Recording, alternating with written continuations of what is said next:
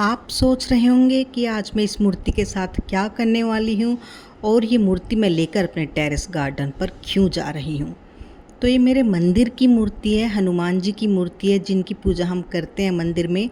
तो मंदिर की साफ़ सफाई करते हुए हनुमान जी की मूर्ति मुझसे खंडित हो गई।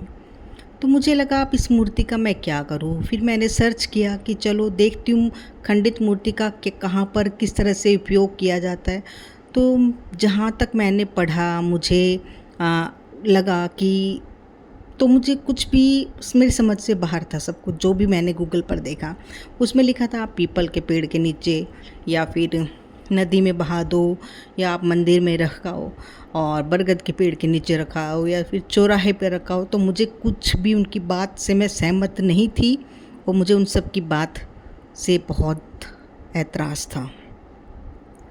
क्यों रखूँ मैं मंदिर की मूर्ति अपने, जिसमें मेरी मंदिर में की मूर्ति में हनुमान जी में इतनी पॉजिटिव एनर्जी है और जो इतने सालों से मैं पूजा कर रही हूँ, क्यों मैं उसको इधर उधर रख कर आऊँ और क्यों सफाई कर्मचारी अगले दिन उसको कूड़े में फेंकते हैं।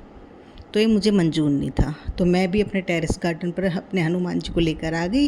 रंग बिरंगे सारे फूल हार्वेस्ट किए मैंने।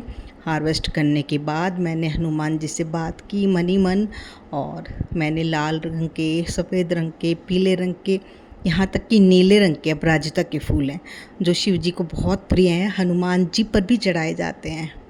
तो सारे मैंने जितने भी मुझे मेरे गार्डन में फूल दिखाई दिए मैंने सारे हार्वेस्ट कर लिए। और जो मेरा अमरूद का पौधा था और उसमें मैंने अपने हनुमान जी की मूर्ति को स्थापित कर दिया, मतलब विसर्जित कर दिया। और फूल वगैरह मैंने हनुमान जी के चरणों में रख दिए। और जब भी कभी बरसात होगी या फिर मैं गमले में पानी दूंगी तो धीरे धीरे उसका रंग फेड हो जाएगा, मूर्ति धीरे धीरे रिसने लगेगी और वो मेरे गमले में की मिट्टी में मिक्स हो जाएगी। और इस तरह से एक बहुत ही आरामदायक विसर्जन कह लो या आप कुछ भी कह लो, मूर्ति का हो जाएगा। तो कोशिश कीजिए आप इस तरह से मूर्ति अगर आप लाते हैं अपने घर में और खंडित हो जाती है तो एक बाल्टी में पानी भर लीजिए, उसमें अपनी मूर्ति को रखिए। जब मूर्ति की मिट्टी पिघल जाए तो उस पानी को, बाल्टी से भरे हुए पानी को आप अपने पौधों में डाल दीजिए। तो यह भी एक बहुत ही अच्छी प्रक्रिया है मूर्ति विसर्जन करने की। अभी आप देखना कि गणेश जयंती आने वाली है और हम लोग क्या करते हैं कि कोई 2.5 दिन के गणेश जी रखते हैं, कोई 5 दिन के, कोई 9 दिन के, सब अपनी श्रद्धा के अनुसार गणेश जी लेकर आते हैं, उनकी पूजा करते हैं, प्रार्थना करते हैं, आरतियाँ करते हैं, उनको अच्छे अच्छे पकवान बनाकर खिलाते हैं, 56 भोग खिलाते हैं। और जब विसर्जन करने जाते हैं तो उस दिन मैं बहुत सारी वीडियोस देखती हूँ कि किस तरह से मेरा मतलब मुझे बहुत ही रोना आता है उस वक्त जब गणेश जी की मूर्तियों को मैं देखती हूँ रील्स में कि वो ऊपर से इस तरह से फेंक देते हैं।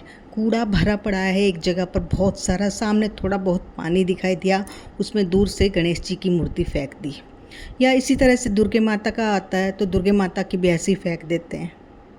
किसी का हाथ टूट जाता है मूर्ति का, किसी का पाँव टूट जाता है, किसी का सिर अलग हो जाता है।